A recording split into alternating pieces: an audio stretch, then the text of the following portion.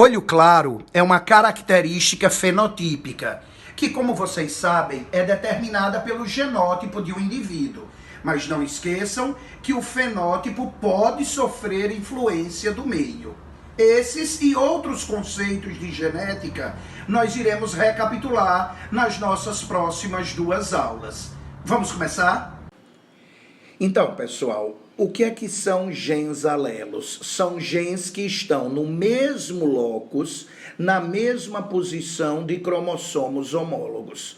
Observem nessa figura que eu selecionei para vocês. Azão é alelo de azão e bezão é alelo de bezinho.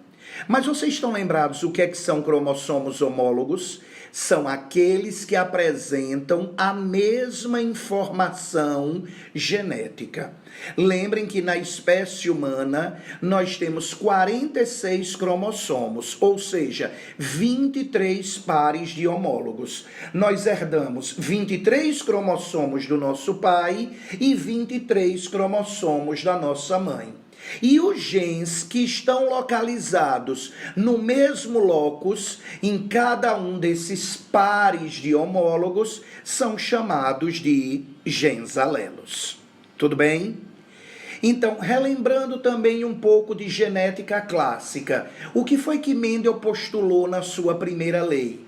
Disse Mendel que cada característica é determinada por um par de fatores, ou seja, 2 fatores. Hoje, a gente chama esses fatores de genes alelos, mas na época, século XIX, não se falava de gene. Então, Mendel disse, cada característica é determinada por 2 fatores, e esses fatores se separam na formação dos gametas. Por isso que a primeira lei também ficou conhecida como lei da pureza dos gametas, porque cada gameta só recebe um fator. Hoje nós sabemos que as nossas células diploides apresentam 46 cromossomos e os nossos gametas são células haploides e, portanto, apresentam 23 cromossomos. Nessa próxima imagem, a gente pode relembrar aí o experimento clássico de primeira lei, não é? Então, é cruzado uma planta que produz ervilha lisa, pura, homozigota, Rzão, com uma planta que produz ervilhas rugosas, Rzinho. E se obtém na descendência, se obtém em F1, 100% de ervilhas heterozigotas.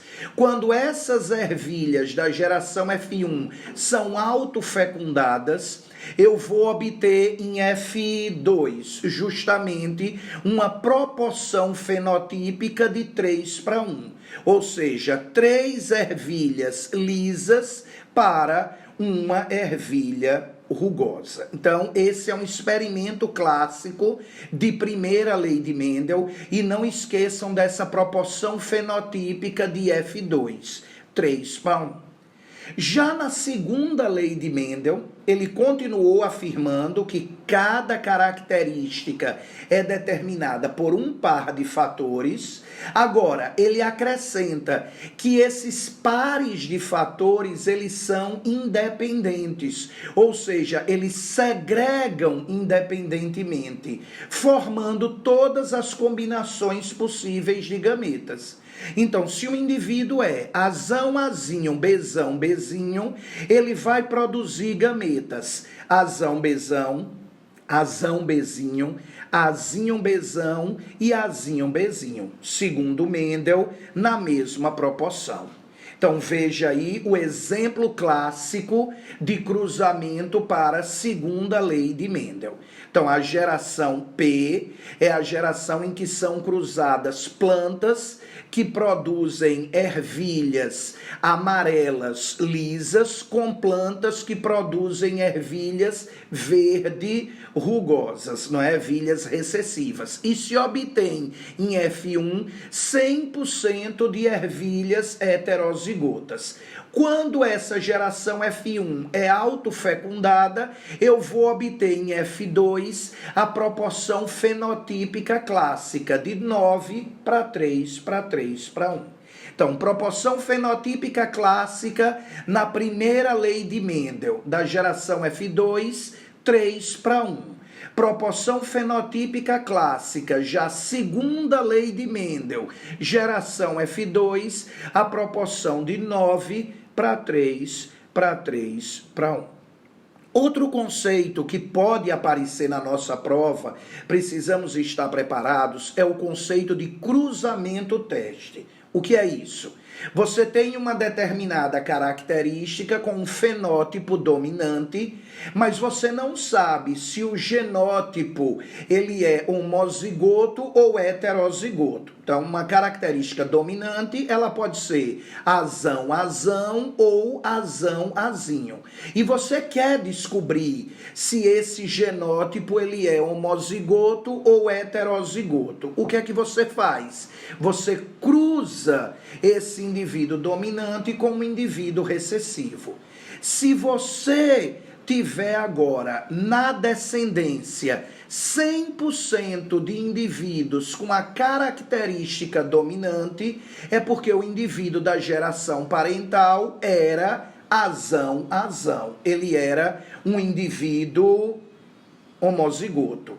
Agora, se você obtém na sua descendência 50% de indivíduos dominantes e 50% de indivíduos recessivos, é porque o indivíduo da geração parental era heterozigoto. Então, observem essa figura aí, mostrando justamente esse cruzamento que eu falei para vocês, não é? Cruzar um indivíduo dominante com o recessivo para descobrir se esse indivíduo dominante ele é homozigoto ou heterozigoto. É só você observar a partir da descendência com o recessivo, se 100% dos descendentes eles forem dominantes, o parental era homozigoto. Se 50% dos descendentes forem dominantes e os outros 50% recessivos, é porque o parental era heterozigoto.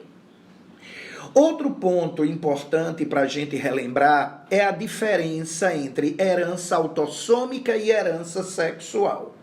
Vocês estão lembrados que eu já falei nessa aula de hoje que a espécie humana apresenta em cada célula 46 cromossomos. Desses 46 cromossomos, nós temos 44 cromossomos autossomos e 2 cromossomos sexuais, que são os cromossomos X e Y. No caso do sexo feminino, XX, no caso do sexo masculino, XY. Então, quando o gen está situado num desses 44 cromossomos autossomos, a gente chama essa herança de herança autossômica, que pode ser do tipo dominante ou do tipo recessiva. E como é que você identifica se a herança autossômica é dominante ou recessiva? Pode ser uma pergunta na prova. Então, ele vai lhe fornecer na questão um heredograma. Se você observar pais normais com algum filho afetado, então você já descobre que esses pais, eles são dominantes, no caso heterozigotos, e terão um filho afetado azinho, ou seja, recessivo.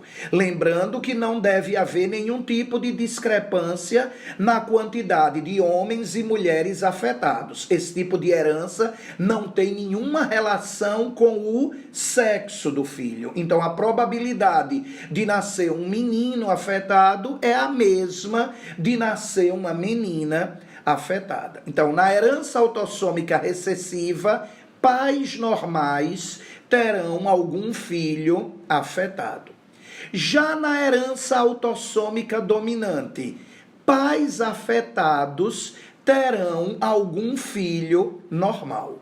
Então, vocês observam aí como é fácil de identificar no heredograma. A mesma coisa, não há nenhum tipo de discrepância na quantidade de homens ou de mulheres afetados. Então, se você tem pais normais com algum filho afetado, essa herança é autossômica recessiva. Se você tem pais afetados com algum filho normal, essa herança autossômica é uma herança dominante.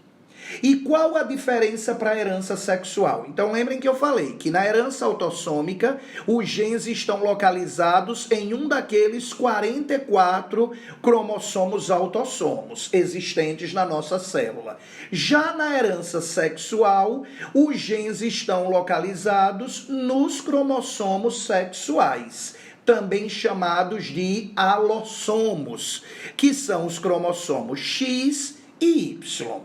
Vocês observam aí no desenho que o cromossomo Y, ele é menorzinho quando comparado com o cromossomo X. Então percebam que eles apresentam uma região não homóloga, uma região em que não irá formar pares de alelos. Então, se o gene estiver localizado nessa região não homóloga do X, você chama de herança ligada ao sexo.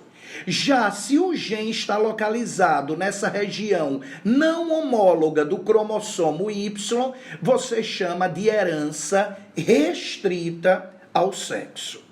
Vamos relembrar? Então, um caso de herança ligada ao sexo recessiva, bem clássica, o daltonismo, que é a incapacidade do indivíduo identificar as cores primárias. Então, vejam aí os genótipos, ó.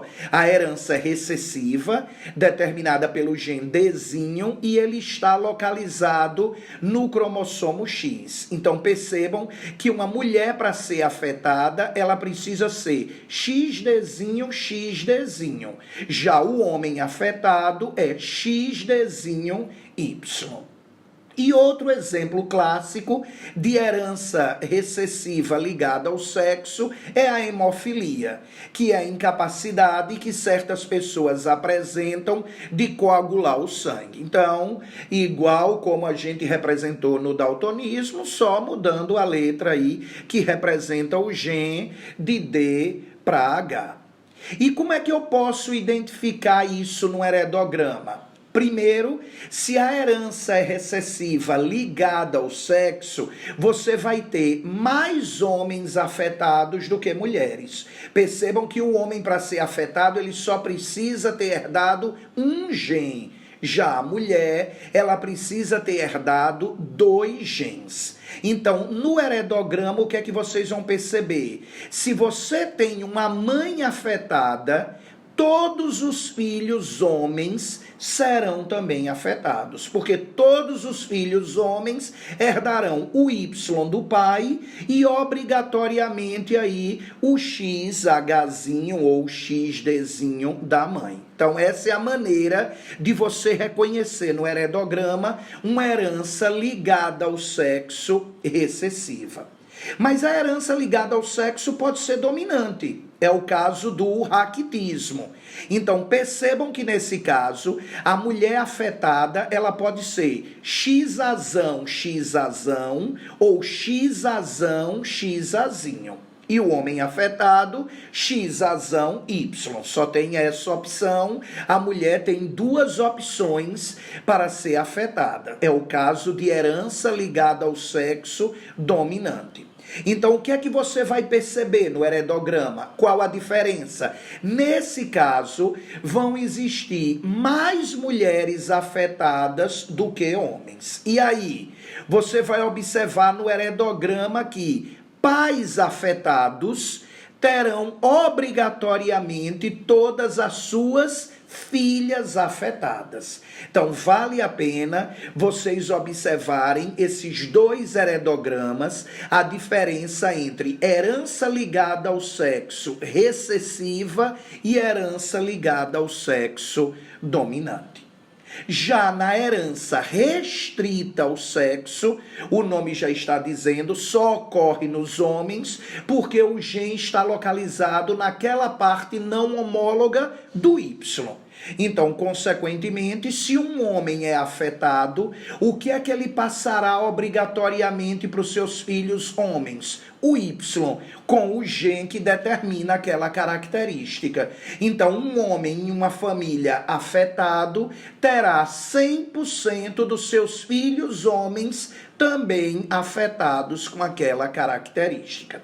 E um bom exemplo de herança restrita ao sexo é a hipertricose auricular. Então, esses foram alguns pontos teóricos importantes de genética que nós revisamos na aula de hoje. Na próxima aula, nós continuaremos falando de outros tópicos teóricos que podem aparecer na nossa prova, como é o caso da interação gênica. Qual a diferença entre genes complementares, epistasia e herança quantitativa? Esse será o tema da nossa próxima aula. Um abraço a todos, aquele cheiro no coração do tio Iró.